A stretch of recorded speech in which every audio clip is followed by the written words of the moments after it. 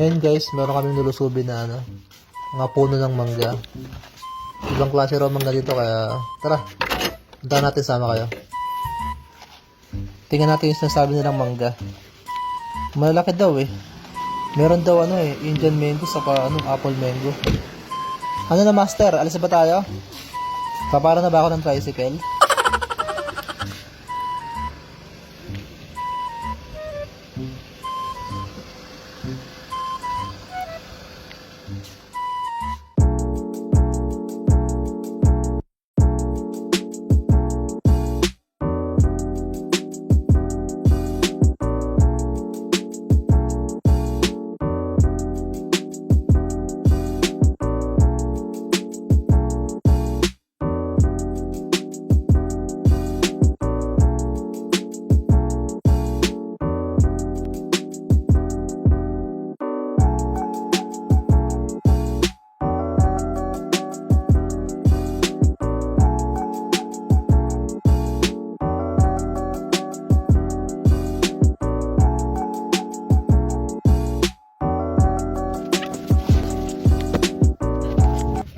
Ayan, ngayon sa wakas, dito na tayo sa location natin. Antay! Antay, kumatang te mangga. Antay, jay tawanger, wag bumper. Antay, kam hada mangga, kam pulos hada. Aywa. Ikaw, punta ka doon. Tapos ikot ka hanggang doon, hanggang doon. Tita, saan ba yung sakayan ng pamonumento dito? Alam mo ba? Doon! So ayan guys, sabi nila wala pa raw bunga yung mangga, kaya tumunang kunin natin ngayon yung berries. Masarap to. First time ko makahawak ito sa personal. Yung fresh.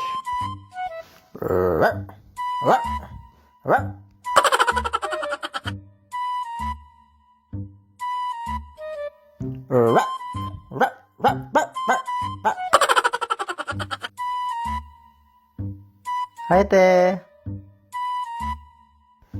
Mag-aaral pa na medyo maraming bunga. Kasi alam ko nasa dulo yung maraming bunga. Dito medyo napitas na to ng mga nauna.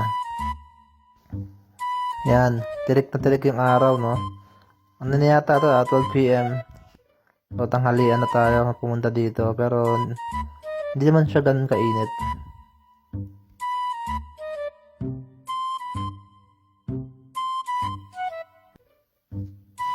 Ayan, sa sobrang dami guys ng yung berries dito, yung raspberries. Hindi ko alam kung ano yung kukunin ko, yung unang uunahin ko. Tignan yung dami, oh. Kahit saan ka tumingin. Ano na pa niya? Ang tamis pa niya. Ayan, oh. Kuya, huwag mabusin, kuya, ha? Ayan, pinakyaw na, oh. Ayan, baka maubusan siya. Ang technique dito, guys, pupunta kayo dito, kailangan habang kumukuha kayo, kakain din kayo para sulit yung bayad. May dala na kayo, busog pa kayo. Diba? Marami na ba tayong nakakulimbat? O, diba? Nakita nyo guys, ang dami namin nakuha. Raspberries. Sarap niyan. Gagawin namin yan mamaya, milkshake. O, diba? Tikman natin kung matamis siya. Masarap nga, matamis. Matamis na medyo maasim na, na mapakla na mapait. Na medyo matabang na masarap. Sharp kaya. O, diba? Masarap pala pag fresh.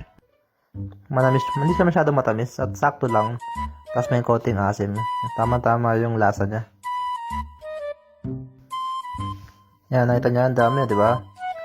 Ayan, tinakman na.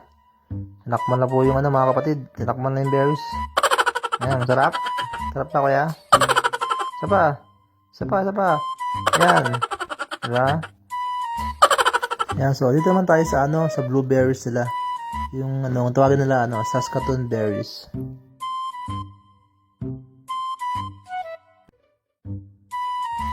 Ayun guys, nakikita nyo no. Maliliit lang yan pero matamis yan. Mas matamis pa sa raspberries.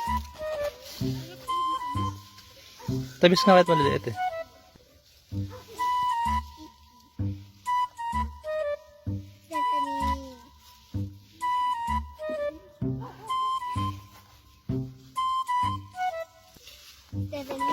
Blueberries ba to? Saskatoon berries. Pero parang ano eh, parang blueberries. Dito. Sabi yan? Ano sana mo?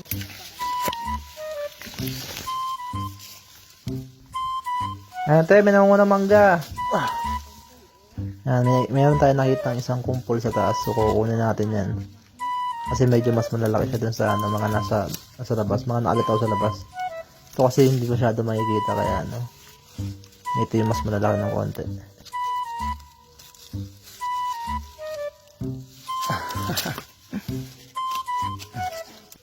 Benga.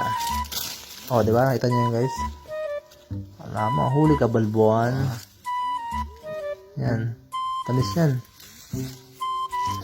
Yan, so, titikman natin yung ano, yung Saskatoon berries nila. Para siyang blueberries. Yan, pero mas masarap to. Mas matamis to. Diba, pil na pil niya. Oh. May nangungunang mangga sa kabila, oh. Te, bawal yan, te. So, ayan guys, dami yan nakuha, oh. Tingnan mo. Nakatatlong timba kami.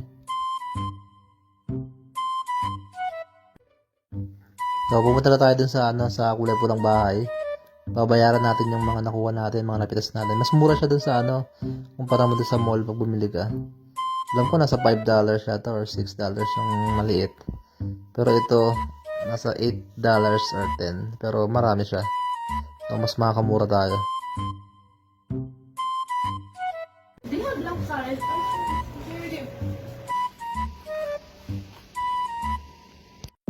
So ayun guys, pauwi na tayo ng bahay kasi nakakuha na tayo ng raspberries saka yung blueberries. Gagawin namin ano to ngayon, shake. O paano, maraming salamat. Thanks for watching and see you next video. Bye-bye! Dada, our slippers are almost the same. We're almost like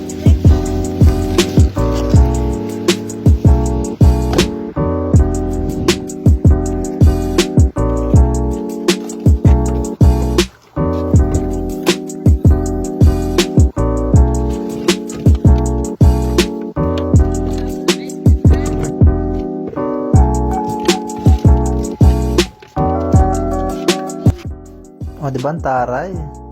Parang nag-igib lang ano? Parang nag-igib lang ng berries. Dalawang timba. Tara sa likod.